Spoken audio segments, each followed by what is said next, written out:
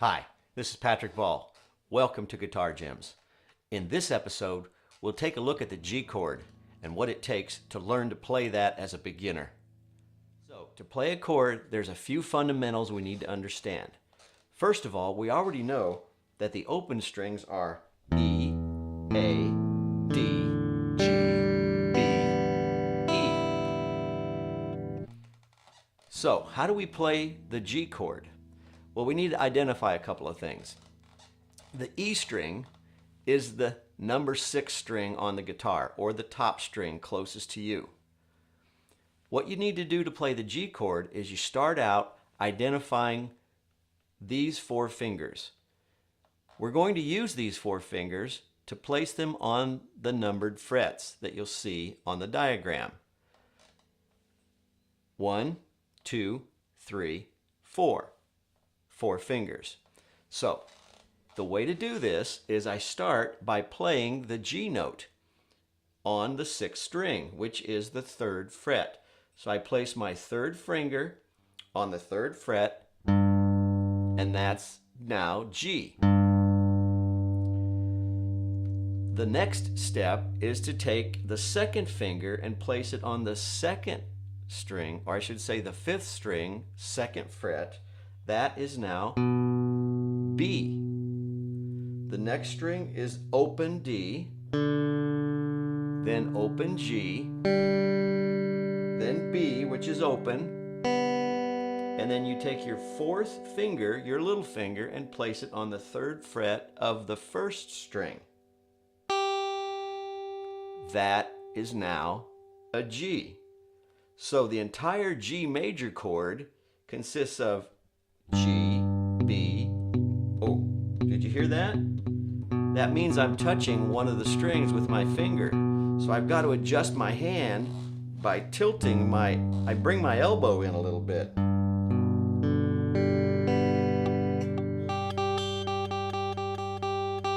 Did you hear that high E?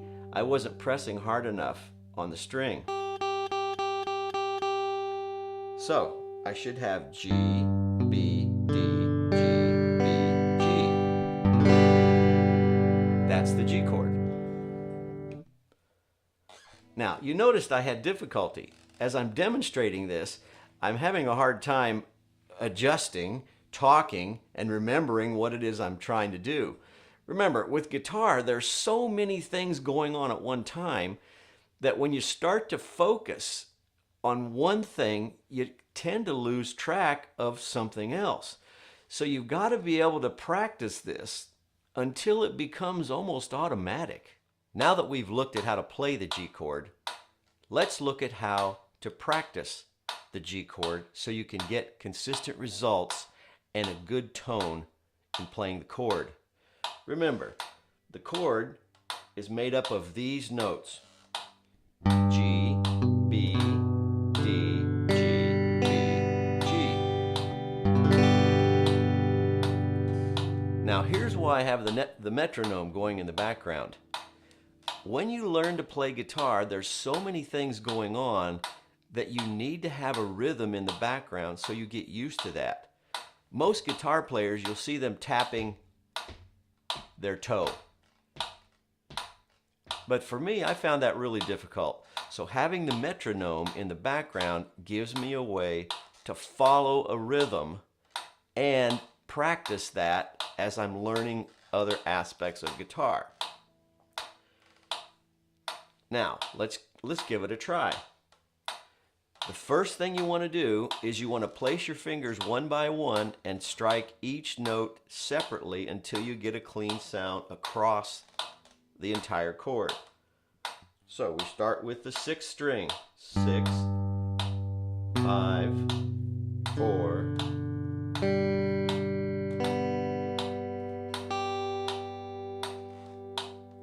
I've gone through all 6 strings. G, B, D, G, B, G.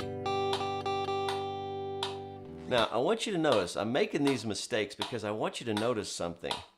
This chord is a difficult one to play.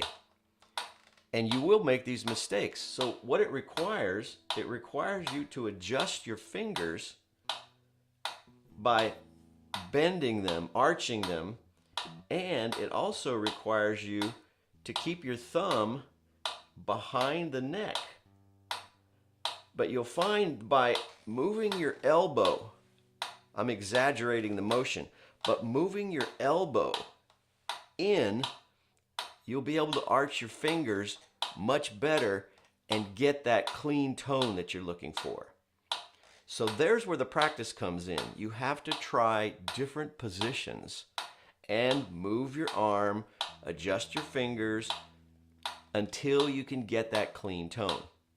Once you get the clean tone, then what you want to try to do is you want to try just placing all your fingers at once and strumming. Take your fingers away, place them on the neck again in position. You get a clean sound. Take your fingers away, place them all at once. There. I didn't get a clean sound. I missed one of the strings. I had the frets, but I missed a string.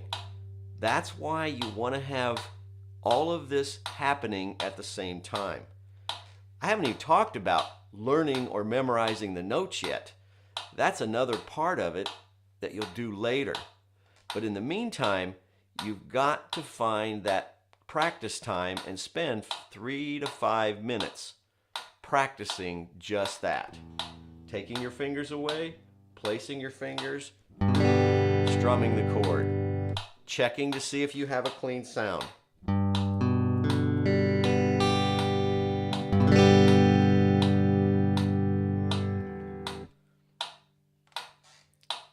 That's it for this practice session.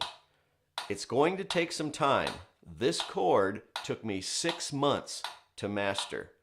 And I noticed when I first started doing this session, I was anxious, nervous, tense.